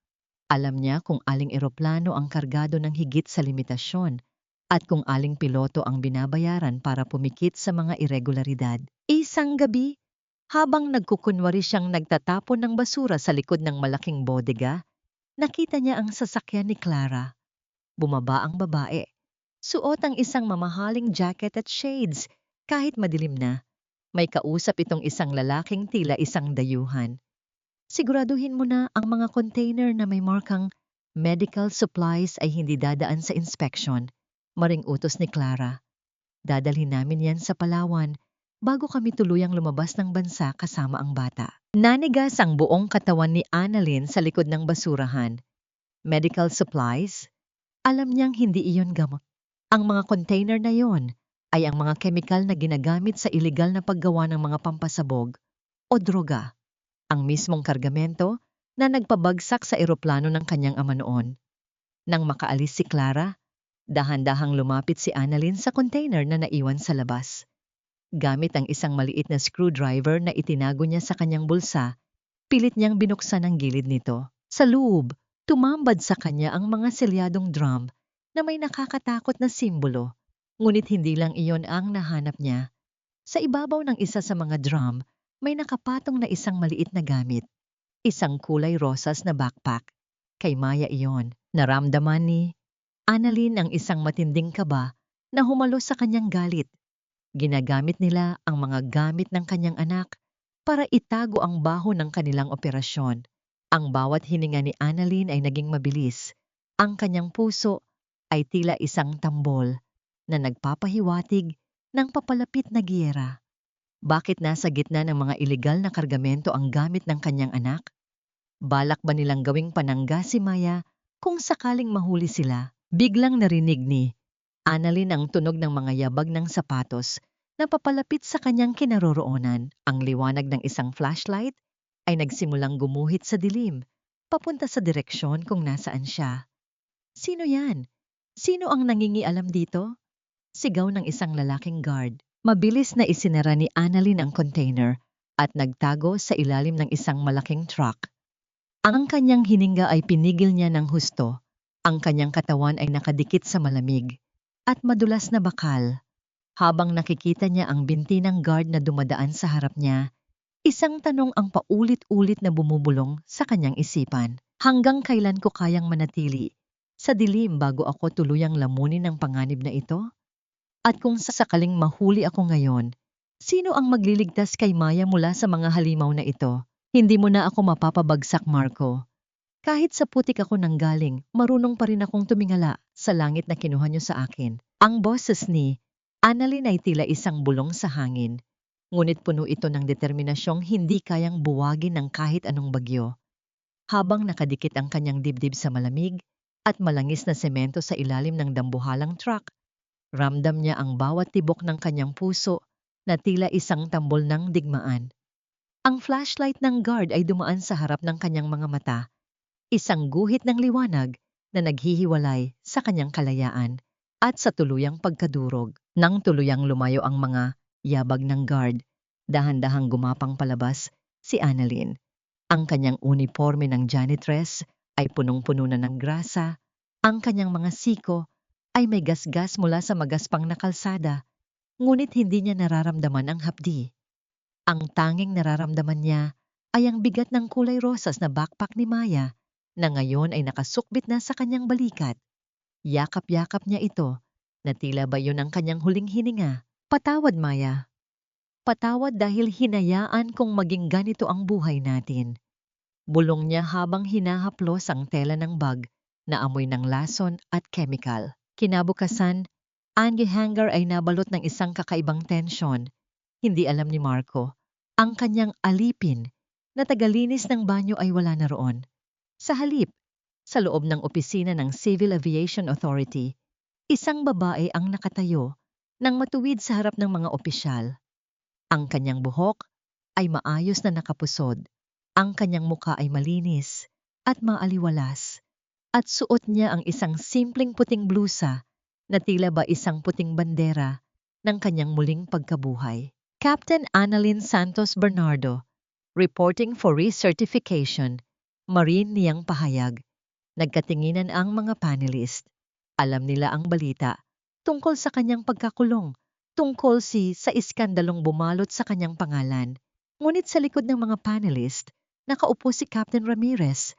Ang kanyang mga mata ay nagbibigay ng lakas kay Annalyn. Masyadong matagal kang nawala sa cockpit, Annalyn. Sigurado ka bang kaya mo pa? Tanong ng isa sa mga opisyal. Ang paglipad ay hindi lang nasa kamay, sir. Nasa puso at nasa dugo ko ito. At higit sa lahat, kailangan kong lumipad para iligtas ang kaysa-isang buhay na mahalaga sa akin. Sagot niya nang may kasamang kakaibang ningning sa mga mata. Ang sumunod na 3 oras ay naging isang pagsubok ng kanyang buong pagkatao. Sa loob ng flight simulator, hinarap ni Annalyn ang pinakamatitinding senaryo. Bagyo, engine failure, at bird strike. Ang kanyang mga daliri ay sumasayaw sa mga switch nang may katumpakan na tila hindi kailanman nawala sa ere. Sa bawat galaw niya, naaalala niya ang bawat sampal ni Marco, ang bawat pangungutya ni Clara, at ang bawat patak ng luha ni Maya. Iyon ang kanyang gasolina. Iyon ang nagpapatakbo sa kanyang makina. Nang lumabas siya sa simulator, ang lahat ng opisyal ay tumayo at pumalakpak. Ang tunog ng kanilang paghanga ay tila isang himig ng tagumpay na bumasag sa katahimikan ng kanyang pagdurusa. Inabot sa kanya ang isang gintong card, ang kardang kanyang International Pilot License. "Welcome back to the sky, Captain." Wika ng opisyal. Lalabas na sana si Annalyn ng gusali nang biglang huminto ang isang mamahaling sasakyan sa harap niya. Bumaba si Marco, suot ang kanyang maanggas na suit. Kasunod si Clara na tila ba may-ari ng buong mundo. Narito sila para asikasuhin ang kanilang flight permit para sa pagtakas bukas. Nanigas si Marco nang makita ang babaeng nakatayo sa harap niya. Hindi niya agad nakilala ang janitress na binubulyawan niya araw-araw sa hangar. Ang Annalyn na nasa harap niya ngayon ay parang isang diyosa ng kalangitan, matayog, matapang, at puno ng kapangyarihan. "Annalyn, anong ginagawa mo rito?" tanong ni Marco. Ang kanyang boses ay tila nawalan ng tibay. Hindi sumagot si Annalyn. Sa halip, dahan-dahan niyang itinaas ang kanyang kamay at ipinakita ang gintong card na hawak niya. Ang sikat ng araw ay tumama rito. Lumikha ng isang nakabubulag na liwanag na tumama sa mga mata ni na Marco at Clara. "Tapos na ang oras ng paggapang ko sa putik, Marco," malamig na sabi ni Annalyn. "Mula ngayon, ako na ang titingalaan niyo. At tandaan mo ito, sa langit, walang sikretong hindi nabubunyag." Namutla si Clara. Napatingin siya sa backpack ni Maya na hawak pa rin ni Annalyn sa kabilang kamay. Paano mo nakuha ang bag na yan?" Ngumiti si Annalyn, isang nanggiting puno ng pait at tagumpay. "Nakuha ko ito sa tabi ng inyong kamatayan, Clara. Bukas, lilipad kayo. Pero sisiguraduhin kong sa paglapag nyo, ang naghihintay sa inyo ay hindi ang kalayaan, kundi ang rehas na nararapat sa inyo." Habang naglalakad palayo si Annalyn, ramdam niya ang titig ng puot ni na Marco at Clara sa kanyang likuran. Ngunit hindi na siya natatakot. Ang kanyang mga pakpak ay buo na, at ang kanyang destinasyon ay malinaw na. Ngunit sa gitna ng kanyang tagumpay, isang mensahe ang natanggap niya mula sa isang hindi kilalang numero. Isang litrato ni Maya na nakatali sa loob ng isang madilim na silid at may nakasulat na, "Isang maling galaw mo sa himpapawid at hinding-hindi na makakababa ang anak mo." Ang kaba sa dibi-dibi ni Annalyn ay tila isang biglaang turbulence. Paano niya maliligtas ang kanyang anak kung ang buhay nito ay nakataya sa mismong flight na kailangan niyang manipulahin? Anak mo o ang lisensya mo, Annalyn? Pumili ka. Dahil sa oras na lumipad ka bukas nang wala ang basbas ko, bangkay na ang sasalubong sa iyo paglapag mo. Ang boses ni Marco sa kabilang linya ng telepono ay parang laso na dahan-dahang pumapasok sa tenga ni Annalyn, malamig, walang puso, at puno ng pananakot. Nakatayo si Annalyn sa gitna ng parking lot ng airport. Hawak-hawak ang kanyang bagong lisensya na tila ba isa itong piraso ng mainit na bakal na gustong sunugin ang kanyang palad. Sa kabilang kamay, mahigpit niyang yakap ang kulay rosas na backpack ni Maya, ang tanging amoy na nagpapaalala sa kanya na mayroon pa siyang dahilan para huminga. Tila gumuho ang semento sa ilalim ng kanyang mga paa. Ang liwanag ng sikat ng araw na kanina ay nagbibigay sa kanya ng pag-asa. Ngayon ay tila nanununuok. Ang kanyang paningin ay lumabo. Ang paligid ay naging isang malaking gulo ng mga kulay at ingay ng mga makina ng eroplano sa malayo.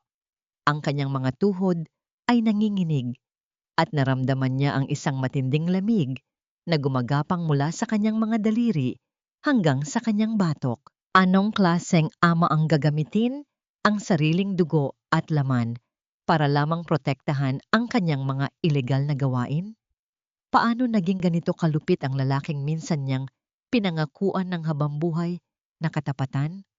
"Marco, pakiusap. Huwag ang bata. Gawin mo na ang lahat sa akin. Huwag lang si Maya." Bulong ni Annalyn. Ang kanyang boses ay halos maglaho sa hangin, basag at puno ng pagsusumamo. "Masyado ka kasing matapang, Annalyn. Akala mo ba, kapag nakahawak ka muli ng lisensya, ay talo mo na kami? Maghanda ka. Bukas, Ikaw ang magpapalipad ng eroplano namin patungong Palawan. Kapag naging maayos ang lahat, ibabalik ko sa iyo ang bata. Pero kapag nagsumbong ka sa mga pulis, huling alaala mo na ang litratong ipinadala ko. Huling banta ni Marco bago pinutol ang tawag. Napaupo si Annalyn sa gilid ng kanyang sasakyan. Hindi alintana ang dumi ng kalsada sa kanyang malinis na blusa. Isinubsob niya ang kanyang mukha sa backpack ni Maya. Doon, sa pagitan ng mga tahi ng tela, naamoy niya ang bango ng baby powder at ang tamis ng gatas, ang amoy ng kanyang pagiging ina. Isang tahimik na hikbi ang kumawala sa kanyang dibdib, isang iyak na walang tunog, ngunit sapat na para yanigin ang kanyang buong pagkatao. Bakit ang langit na tanging kanlungan ko ngayon ay naging entablado ng aking pinakamalaking takot? Hanggang kailan ako magiging bilanggo ng pag-ibig na naging sumpa? Annalyn, tumayo ka riyan. Hindi tayo pwedeng sumuko ngayon. Ang boses ni Captain Ramirez ay matatag, tila isang angkla sa gitna ng nagngangalit na dagat. Lumapit siya at inakay si Annalyn. Captain, hawak nila si Maya. Papatayin nila ang anak ko. Umiiyak na sabi ni Annalyn. Alam ko. At alam ko rin kung nasaan ang eroplanong gagamitin nila. Seryosong sabi ni Ramirez. Iyon ang Flight 73. Ang eroplanong matagal nang nakatambak dahil sa mga mechanical issue. Iyon din ang modelong sinakyan ng tatay mo. Sinadya ni Marco na ikaw ang magpalipad niyon dahil alam niyang ikaw lang ang may sapat na galing para itawid ang eroplanong may sira habang sila ay ligtas na nakaupo sa likod. Nanlaki ang mga mata ni Annalyn.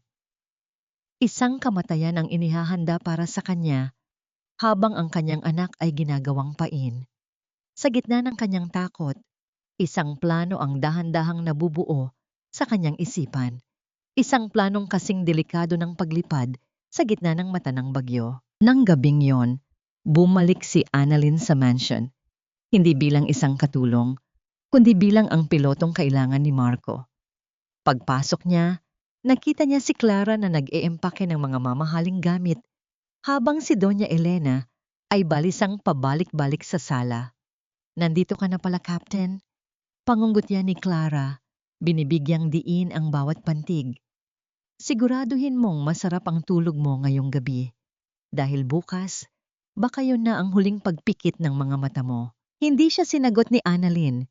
Dire-diretso siyang pumasok sa dating silid ni Maya. Doon, nakakalat ang mga laruan ng bata. Pinulot ni Annalyn ang isang maliit na sapatos. Sa loob nito, may nakita siyang isang pirasong papel na may drawing ng isang eroplano at isang maliit na batang babae. Sa ibaba, may nakasulat na, Mama, fly high. Ang hapidi sa kanyang puso ay napalitan ng isang malamig na determinasyon. Tumingin siya sa salamin at hindi na ang talo ng Annalyn ang nakita niya. Ang kanyang mga mata ay kasing talas na ng agila. Annalyn, handa na ang flight plan. 6:00 ng umaga ang take-off. Sabi ni Marco na pumasok sa silid. Hawak ang isang baril na nakasukbit sa kanyang baywang. Handa na rin ako, Marco. Sagot ni Annalyn. Ang kanyang boses ay wala ng bakas ng takot. Pero sisiguraduhin mong nasa airport si Maya bago tayo lumipad. Kung hindi, hinding-hindi aalis ang eroplanong yan sa lupa, kahit patayin mo pa ako. Tumawa si Marco, isang tawang tila galing sa impyerno. Huwag kang mag-alala. Magkakasama kayo sa himpapawid. Doon kayo magtatatapos. Habang papalabas si Marco, may nahulog na isang maliit na susi mula sa kanyang bulsa. Mabilis itong tinakpan ni Annalyn ng kanyang paa. Nang makaalis ang asawa, kinuha niya ang susi. May nakasulat na numero rito, Room 402, South Wing. Ito na kaya ang lugar kung nasaan si Maya? O isa na naman itong patibong para tuluyan siyang ilubog sa kadiliman? Huwag kang mag-alala, Annalyn. Bibigyan kita ng marangyang libing pagkatapos ng lahat ng ito. Iyon ang huling regalong ibibigay ko sa asawa kong tapat, ngunit hangal. Ang boses ni Marco ay may halong halakhak habang inilalapag niya ang baso ng mamahaling wine sa ibabaw ng piano. Ang bawat salita niya ay tila isang malakas na sampal Sa gitna ng malamig na gabi, sa ilalim ng malalaking Chandra NG Mansion, nakatayo si Annalyn. Tinitiyak na maayos ang pagkakaempake ng mga gamit ni Clara, ang babaeng nagnakaw ng kanyang buhay. Ang kanyang mga daliri ay nanginginig habang itinutupi ang mga sedang damit. Ang gunit ang kanyang isipan ay nakatuon sa isang bagay lamang, ang malamig na metal ng susi na nakatago sa loob ng kanyang medyas. Naramdaman ni Annalyn ang isang matinding paninikip sa kanyang lalamunan. Tila ba may isang kamay na sumasakal sa kanya sa bawat hininga. Ang kanyang puso ay tumitibok ng mabilis, lumilikha ng isang ritmo ng takot at pag-asa na gumuguhit sa kanyang dibdib. Bakit kailangang maging ganito kalupit ang tadhana? Bakit ang taong pinagkatiwalaan niya ng kanyang puso ay siya ring maghuhukay ng kanyang libingan? Nang sumapit ang 2:00 ng madaling araw, nang ang buong mansyon ay balot na ng nakabubulag na katahimikan, dahan-dahang bumangon si Annalyn. Binaliwala niya ang hapdi ng kanyang mga tuhod na may mga pasa pa mula sa pagkakulong. Gamit ang isang maliit na flashlight, tinahak niya ang madilim na pasilyo patungo sa South Wing, isang bahagi ng bahay na matagal nang ipinagbabawal puntahan. Ang bawat hakbang niya sa sahig na kahoy ay tila isang malakas na tunog sa kanyang pandinig, kahit na wala namang naririnig. Ang hangin sa pasilyo ay malamig at amoy ng alikabok at luma. Narating niya ang pinto na may markang 402. Sa nanginginig na kamay, ipinasok niya ang susi. Ang tunog ng mekanismo ng lock na gumagalaw ay tila isang hudyat ng pagbubukas ng isang madilim na sikreto. Pagbukas ng pinto, hindi si Maya ang sumalubong sa kanya. Ang silid ay puno ng mga lumang kagamitan sa paglilipad, mga dokumentong may mantsa na ng panahon, at isang itim na kahon na may tatak ng kumpanya ng kanyang ama. Ngunit sa gitna ng mesa, may isang laptop na nakabukas. Dali-daling tiningnan ni Annalyn ang screen. Tumambad sa kanya ang flight plan para sa Flight 73. Ngunit hindi lang iyon. May isang video file na may pamagat na Final Protocol. Pinindot niya ang play. Ang video ay nagpapakita kay Marco at sa isang mekaniko na sadyang pinuputol ang mga wire ng hydraulic system ng eroplano. Siguraduhin mong sasabog ang makina pagtuntong ng 10,000 talampakan, sabi ni Marco sa video. Kailangang magmukhang aksidente at kasalanan ng piloto. Si Annalyn ang babagsak kasama ang mga ebidensya ng kemikal, habang tayo ay ligtas na makakaalis gamit ang emergency pod sa likod. Napahawak si Annalyn sa mesa para hindi matumba. Ang kanyang buong katawan ay tila naging yelo. Hindi lang siya papatayin. Gagawin siyang sacrificial lamb para pagtakpan ang lahat ng dumi ng pamilya Bernardo. At ang mas masakit, balak nilang iwan si Maya sa isang hiwalay na lokasyon para maging bihag habang buhay kung sakaling may mabuhay sa trahedya. Anong ginagawa mo rito, Annalyn? Ang boses ay galing sa dilim, sa likod ng pinto. Dahan-dahang lumingon si Annalyn. Nakatayo doon si Doña Elena. Suot ang kanyang itim na pantulog. Ang kanyang muka ay tila isang bunggo sa ilalim ng liwanag ng buwan. Hawak ng matanda ang isang maliit na baril, nakatutok ng diretso sa puso ni Annalyn. Ma, alam niyo ba ang balak ng anak niyo? Papatayin niya ako. Papatayin niya ang nanay ng apo niyo. Sigaw ni Annalyn, ang kanyang boses ay puno ng pait. Alam ko ang lahat, Annalyn. Malamig na sagot ni Doña Elena. Ang pamilyang ito ay nabubuhay sa mga lihim, at ang lihim na natuklasan ng tatay mo noon ang dahilan kung bakit kailangang mamatay ang pamilya. Santos, akala ko, sapat na ang gawin kang alipin para manahimik ka. Pero sadyang matigas ang ulo mo katulad ng iyong ama. Isang malakas na tunog ng kidlat ang gumuhit sa langit. Nagbibigay ng panandali ang liwanag sa loob ng silid. Nakita ni Annalyn ang takot sa mga mata ng matanda. Isang takot na nanggagaling sa konsensya na pilit nilulunod ng kapangyarihan. Ibigay mo ang laptop, Annalyn. Ngayon din. Utos ni Doña Elena habang dahan-dahang hinihila ang trigger. Sa sandaling iyon, narinig ang tunog ng mabilis na mga yabag sa pasilyo. Ang pinto ay biglang bumukas ng malakas. Elena, Tama na. Sino ang dumating sa gitna ng madilim na silid na ito? At paano mababago ng bagong dating ang takbo ng nakamamatay na gabing ito? Mamatay ka man sa itaas. Annalyn, sisiguraduhin kong wala kang iiwang kahit anong bakas ng iyong pangalan. Magsasama-sama kayo ng tatay mo sa ilalim ng dagat. Ang boses ni Marco ay parang isang madilim na propesiya habang itinutulak niya si Annalyn patungo sa bukana ng Flight 773. Ang ulan ay malakas na humahampas sa katawan ng eroplano, lumilikha ng isang nakabibinging ritmo na tila bababala mula sa kalangitan. Nakasuot na si Annalyn ng kanyang uniforme ng kapitan, ngunit ang bawat butones nito ay tila mabigat na kadena na sumasakal sa kanyang leg. Ang kanyang mga kamay ay nanginginig habang hawak ang kanyang flight bag, hindi dahil sa lamig ng gabi, kundi dahil sa matinding puot na nananalatay sa kanyang mga ugat. Sa ibaba NG hagdan ng eroplano, nakita ni Annalyn si Maya. Ang bata ay yakap-yakap ng isang armadong tauhan ni Marco. Ang mga mata ni Maya ay namamaga sa kaiiyak at ang kanyang maliit na boses ay pilit na tumatawag sa kanyang ina. Ngunit ang tunog nito ay nalulunod sa ugong ng mga makina ng ibang eroplano sa paligid. Mama, ayaw ko rito. Mama, ang bawat sigaw ni Maya ay parang isang matalim na pako na ibinabaon sa puso ni Annalyn. Gusto niyang tumalon mula sa eroplano. Gusto niyang sugurin ang mga tauhan ni Marco. Ngunit ang dulo ng baril na nakatutok sa kanyang likuran ay nagpapaalala sa kanya ng malupit na katotohanan. Isang maling galaw at mawawala ang kanyang anak. Sakay na, Annalyn. Huwag mong paghintayin ang kamatayan.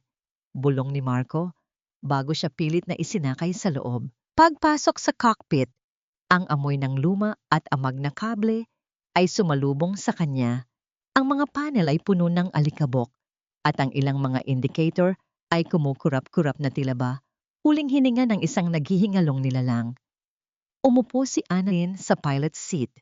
Ang bawat switch na kanyang hinahawakan ay tila ba nagbibigay ng kuryente ng takot sa kanyang mga daliri. Alam niya ang bawat depekto ng eroplanong ito. Alam niyang ang hydraulic system ay sadyang ni manipula. Sa cabin, marangyang nakaupo si Clara at Marco. Ang babae ay abala sa pag-aayos ng kanyang alahas, habang si Marco ay nagbubukas ng isang bote ng champagne. Tila ba ipinagdiriwang na nila ang kanilang kaligtasan. Wala silang kaalam-alam na ang aliping pilotong ito ay may hawak na alas na hindi nila inaasahan. Flight 773, you are cleared for takeoff. Ang boses mula sa control tower ay narinig sa headset ni Annalyn. Hindi yun boses ng isang estranghero. Iyon ang boses ni Captain Ramirez, isang hudyat na nagsasabing ang lahat ay nakaplano na sa ibaba. Sinimulan ni Annalyn ang engine start sequence. Ang panginginig ng buong katawan ng eroplano ay ramdam niya hanggang sa kanyang mga buto. Ang bawat dagundong ng makina ay tila ba unggol ng isang halimaw na handang lumamon. Habang tumatakbo ang eroplano sa runway, nakita ni Annalyn ang refleksyon ng kanyang sarili sa windshield. Ang kanyang mga mata ay hindi na puno ng luha. Ang mga ito ay naging kasing talas ng kidlat. Patawad, Maya. Gagawin ito ni Mama para sa ating kalayaan, bulong niya sa sarili, habang itinutulak ang throttle forward. Ang pag-angat ng eroplano sa gitna ng bagyo ay tila isang pakikipagbuno sa kamatayan. Ang bawat pagtama ng hangin sa mga pakpak ay lumilikha ng tunog na tila ba napupunit na yero. Sa loob ng cabin, nagsimulang makaramdam ng takot si Clara nang ang eroplano ay dumaan sa isang matinding turbulence. Marco, bakit ganito kalakas ang alog? Sabihan mo ang babaeng yan na ayusin ang paglilipad. Sigaw ni Clara, ang kanyang baso ng champagne ay nahulog at nabasag sa sahig. Hindi sumagot si Marco. Ang kanyang muka ay nagsisimulang mamutla habang nakikita ang usok na lumalabas mula sa gilid ng kanang pakpak. Sa loob ng cockpit, ang mga alarm ay nagsimulang tumunog. Isang matinis at paulit-ulit na tunog na nagpapahiwatig ng engine fire. Ang pula at dilaw na ilaw sa panel ay nagmistulang isang madugong dekorasyon sa gitna ng kadiliman. Ang altitude indicator ay mabilis na bumababa. Annalyn, anong nangyayari? Ayusin mo ito. Sigaw ni Marco habang pilit na binubuksan ang pinto ng cockpit. Lumingon si Annalyn ng bahagya. Ang kanyang muka ay nababanaagan ng pula mula sa mga babalang ilaw. Isang mapait at matapang na ngiti ang sumilay sa kanyang mga labi.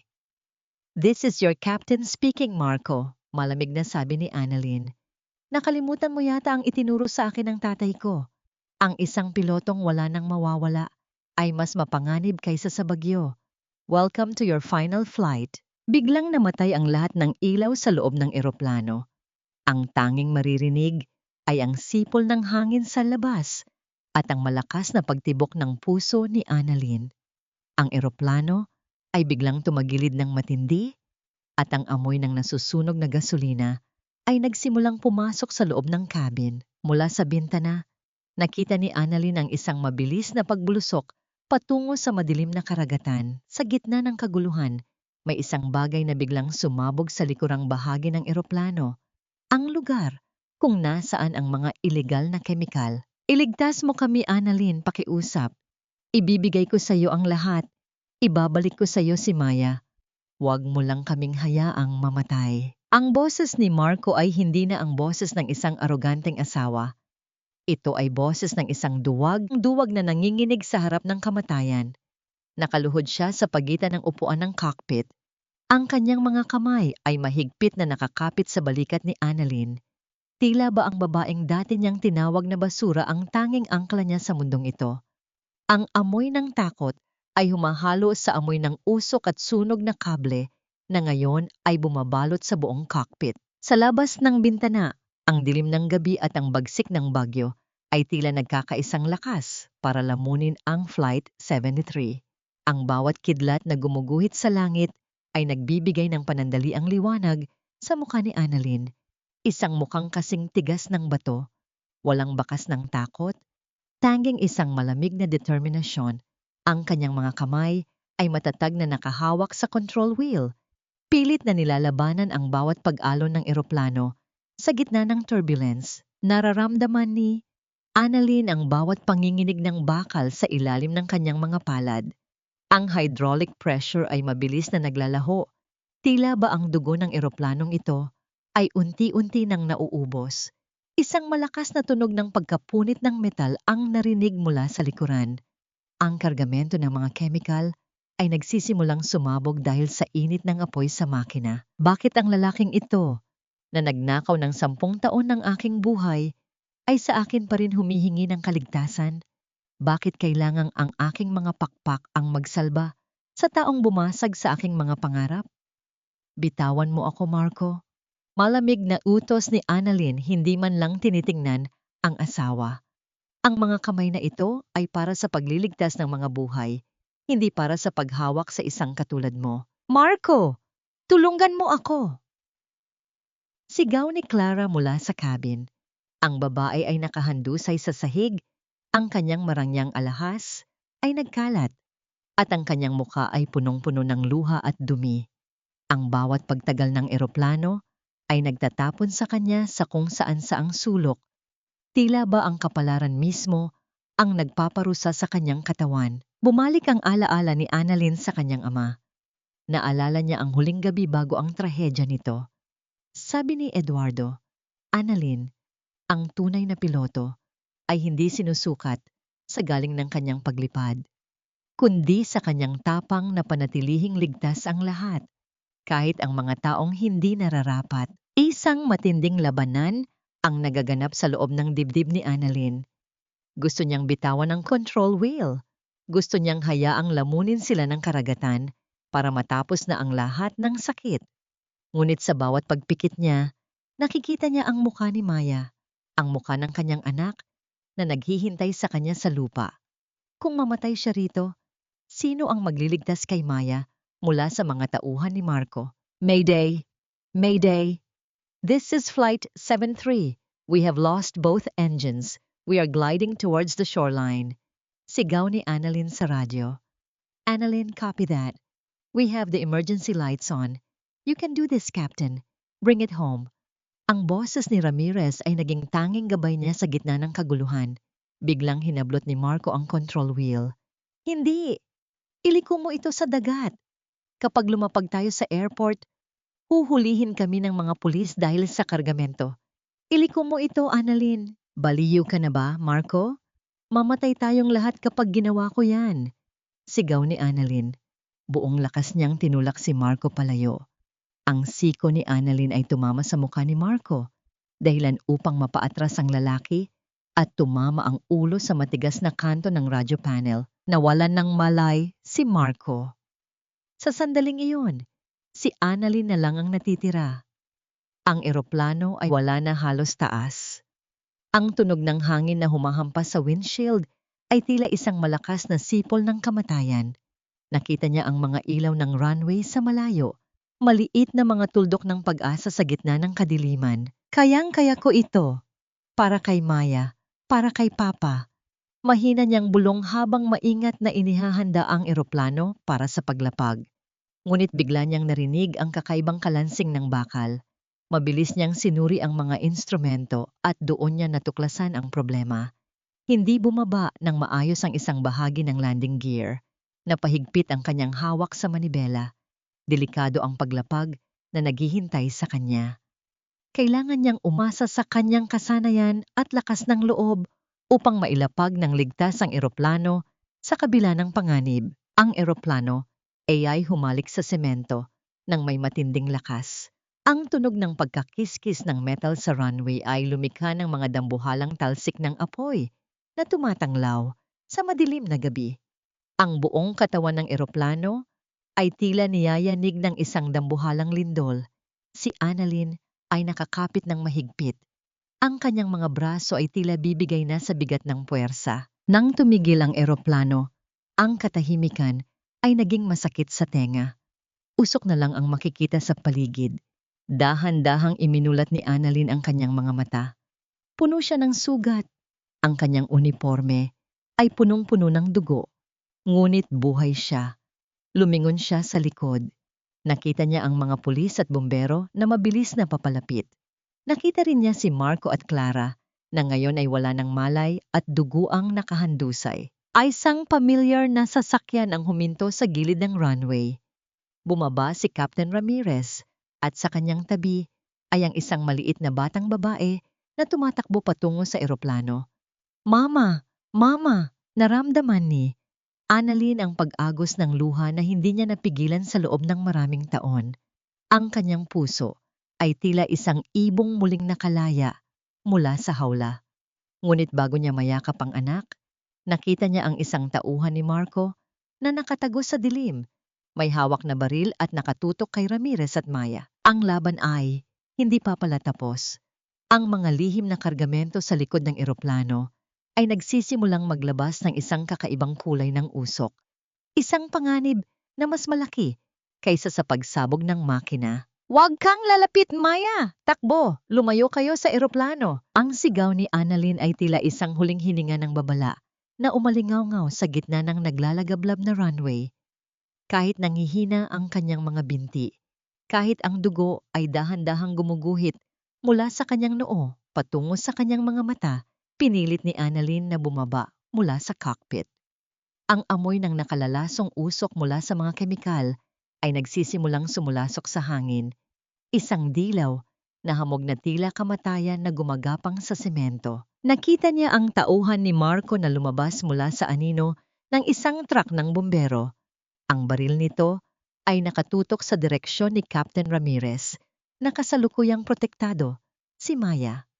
Ngunit bago pa man makakalabit ang gatilyo, isang malakas na bugso ng hangin at usok mula sa sumasabog na pakpak ng eroplano ang bumulaga sa lahat.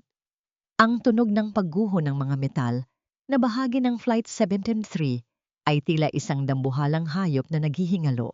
Sa gitna ng kalituhan, mabilis na kumilos ang mga otoridad. Ang tauhan ni Marco ay napalibutan ng mga pulis. Ang kanyang baril ay binitiwan niya nang maramdaman ang lamig ng rehas na naghihintay sa kanya. Wala nang kawala. Ang kadiliman na binuo ni Marco ay unti-unti nang tinatapos ng liwanag ng mga sirena. Dahan-dahang lumabas si Marco mula sa wasak na pinto ng cabin, gapang-gapang sa semento, habang pilit na humihinga.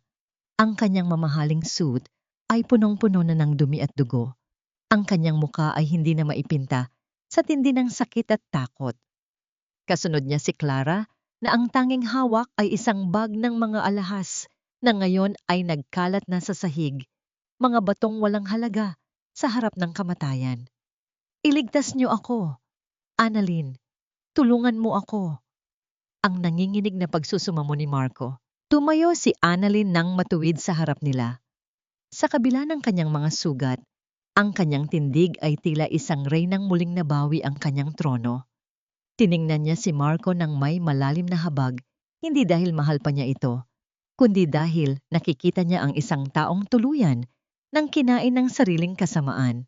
"Tapos na ang paglipad mo sa kasinungalingan, Marco," malamig na sabi ni Annalyn.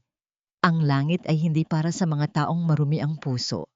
Ngayon, harapin mo ang lupang pilit mong ipinapakain sa akin." Dumating ang mga awtoridad at agad na isinama sina Marco at Clara para sa imbestigasyon. Ang paulit-ulit na pagtanggi ni Clara ay halos hindi na marinig sa gitna ng ingay ng mga bomberong abala sa pagkontrol sa apoy. Samantala, si Doña Elena ay nakatayo sa di kalayuan, bakas ang matinding pagkabigla sa kanyang muka. Nakakalat sa sahig ang ilan sa kanyang mga gamit habang walang magawa niyang pinagmamasdan ang pagguho ng mundong matagal niyang pinanghawakan. Ang kahihiyan ay tila isang mabigat na kumot na bumalot sa matanda. Isang parusa na mas masakit pa sa kamatayan para sa isang taong mapagmataas. Naramdaman ni Annalyn ang isang maliit na kamay na yumakap sa kanyang binti. Tumingala siya at nakita ang mukha ni Maya. Ang bata ay umiiyak, ngunit ang mga mata nito ay puno ng paghanga at pagmamahal. "Mama, ang galing mo po. Lumipad ka po sa langit," bulong ni Maya. Binuhat ni Annalyn ang anak, isinandal ang kanyang muka sa maliit na balikat nito. Ang bango ni Maya ay tila isang gamot na nagpatigil sa lahat ng hapdi ng kanyang mga sugat. Sa sandaling iyon, ang lahat ng hirap, ang lahat ng pangaalipusta, at ang 10 taon ng pagtitiis ay tila naglaho. Ang tanging mahalaga ay ang init ng yakap ng kanyang anak. "Wala na, Maya. Hindi na tayo muling lalakad sa putik. Tayo naman ang lilipad ngayon," bulong ni Annalyn habang ang kanyang mga luha ay malayang dumadaloy, hinuhugasan ang bawat bakas ng dumi sa kanyang mukha. Lumapit si Captain Ramirez at ipinatong ang kanyang kamay sa balikat ni Annalyn. "Nagawa mo, Captain? Ang tatay mo ay siguradong nakangiti ngayon. Ipinakita mo kung ano ang tunay na lakas ng isang piloto at ng isang ina." Habang ang araw ay dahan-dahang sumisikat sa dulo ng runway, ang Flight 73 ay isa na lamang tumpok ng sunog na bakal. Ngunit para kay Annalyn, iyon ang huling bakas ng kanyang lumang buhay. Ang bawat sikat ng liwanag ay tila isang pangako ng bagong simula. Ang kumpanya ay maibabalik sa kanya, ang kanyang pangalan ay malilinis, at ang katarungan ay tuluyan ng nakamit. Ngunit higit sa lahat, ang kanyang mga pakpak ay hindi na muling mababali dahil ang isang inang natutong lumipad mula sa abo ay hinding-hindi na muling matatakot sa anumang bagyo. Ang langit ay hindi na nakakatakot, Maya. Dati, akala ko ang mga ulap ay pader na naghihiwalay sa atin. Pero ngayon, sila na ang nagpapaalala sa akin na walang hangganan ang pag-asa. Ang boses ni Annalyn ay malumanay, kasing hinhin ng hanging dumaan sa malawak na tarmac ng bago niyang flight school. 2 taon na ang nakalilipas mula nang gumuho ang Flight 773, ngunit ang bawat alaala ay tila mga pilat na lamang sa kanyang balat. Naroon pa rin, ngunit hindi na nagdudulot ng hapdi. Nakatayo siya sa harap ng isang puting-puting eroplano. Suot ang kanyang plansadong uniforme ng senior captain. Ang gintong insignia sa kanyang balikat ay kumikinang sa ilalim ng dahan-dahang paglubog ng araw. Tila ba nagbibigay ng huling pagpupugay sa araw na nagdaan. Sa tabi niya, Si Maya ay lumaki ng isang matalinong batang babae. Hawak nito ang isang maliit na modelong eroplano. Ang kanyang mga mata ay nagniningning sa tuwa habang pinapanood ang mga estudyanteng piloto ni Annalyn na isa-isang naglalapag ng kanilang mga sasakyang panghimpapawid. Ang dating takot sa mga mata ng bata ay napalitan na ng pangarap. Mama, balang araw, ako naman ang magpapalipad niyan para sa'yo, sabi ni Maya habang nakayakap sa baywang ng kanyang ina. Hinalikan ni Annalyn ang tuktok ng ulo ng anak. Kayang-kaya mo yon anak, dahil ang mga pakpak mo ay gawa sa katapangan, hindi lang sa bakal. Sa loob ng 2 taon, maraming nagbago. Si Marco at Clara ay kasalukuyang nagsisilbi ng kanilang mahabang sentensya sa loob ng kulungan dahil sa ilegal na pagpupuslit ng mga kemikal at pagtatangka sa buhay ni Annalyn. Ang bawat balita tungkol sa kanila ay tila isang piping paalala na ang katarungan, kahit madalas na mabagal, ay palaging dumarating para sa mga taong marunong maghintay. Si Doña Elena naman ay namumuhay na ngayon sa isang maliit na apartment sa probinsya, malayo sa rangya at kapangyarihang dati niyang ipinagmamalaki.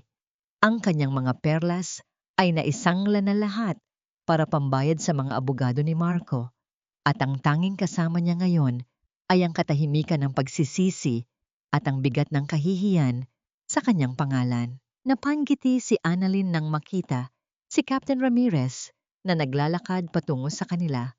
Ang matanda ay tila mas bumata ang hitsura. Suot ang kanyang paboritong sombrero ng piloto. Ang kanilang pagkakaibigan ay naging pundasyon ng Santos Ramirez Aviation Academy, isang institusyong naglalayong bigyan ng pagkakataon ang mga mahihirap ngunit matatalinong kabataang nais maging piloto.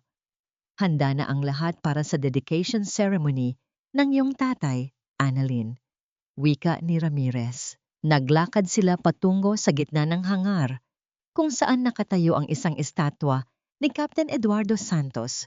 Sa ilalim nito, nakasulat ang mga salitang naging gabay ni Annalyn sa gitna ng dilim. Ang tunay na kapitan ay hindi natatakot sa bagyo dahil doon niya natutuklasan ang tunay niyang lakas. Huminga ng malalim si Annalyn. Ramdam niya ang kapayapaan na dahan-dahang bumabalot sa kanyang buong pagkatao. Napatawad na niya ang kanyang sarili sa pagiging marupok noon. Napatawad na rin niya ang tadhana sa pagbibigay sa kanya ng mabigat na krus.